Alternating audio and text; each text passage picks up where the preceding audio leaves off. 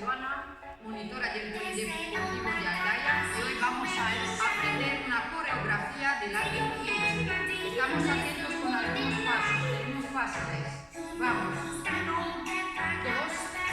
3 y vuelvo. 1, 2, 3 y vuelvo, me quedo largo. 5, 2, 3, 4, 5, 6, 7, 8. 1, 2, 3, 4, 5, 6, 7, 8. Luego vamos a utilizar otro paso que es 1, 2, 3, 4, 5, 6, 2 ondas. Lo mismo al otro.